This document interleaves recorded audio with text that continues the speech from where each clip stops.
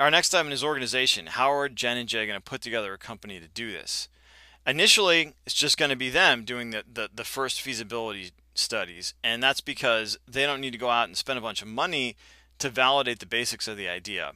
And they also don't want to go out and spend a lot of money on third parties and things until they've done that and they know what they want those people to do. They know what assumptions they want to work with those people to go validate. Once they're ready to go, they hire Mikhail to help with mobile development. Jack's working on media editorial, and Ruben and Rita are helping Jay out on sysadmin, getting the application set up on servers. And Rita is a senior developer who's helping Jay on application development. They don't need to worry about what the organization is going to look like in 5 years, but that also doesn't mean that they shouldn't delineate roles and responsibilities.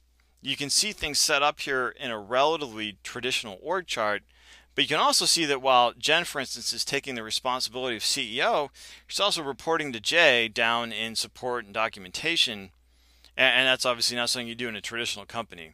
This is important because it's important to know who's responsible for what, even if it's two people doing 80% of the work, and that also gives you a structure to bring more people and contractors and stuff in as you go along. Jen and Jay are coming into this with pretty strong foundation skill sets. Jen's a general manager and a marketer. Jay has design and development experience, but you can easily put yourself in a position to do much of the initial upfront work on your startup. I recommend starting with these foundation concepts that we've talked about today. Then you want to achieve a basic degree of technical literacy. That doesn't mean learning to code, that means understanding a few key concepts. Software fundamentals, I think the model view controller framework is a really great way to understand the basics of how to decompose a piece of software and think about what it does. Architecture fundamentals are the basics of how does one application talk to another application, or how do they integrate together. Roles and systems in a technical team, what's the difference between a QA and a sysadmin and a dev? What systems do they use? What are important for these different job roles and what should you expect of them? And on collaboration, it's good to understand Agile as a product owner. That doesn't mean putting yourself in a position to run an entire dev team. It means being the person who can come in and formulate those user stories and answer questions in a constructive fashion for a development team as the voice of the market.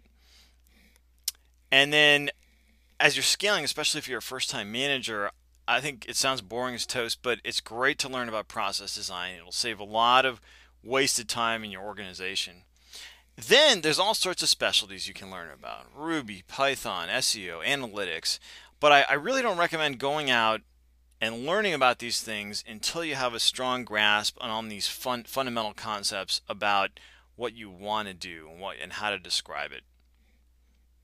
And there's a lot of great places to go out on the web and learn about these things. Starting a Tech Business discusses all these things except the details of the various specialties. And I wrote it because I believe these are the important things for folks to learn.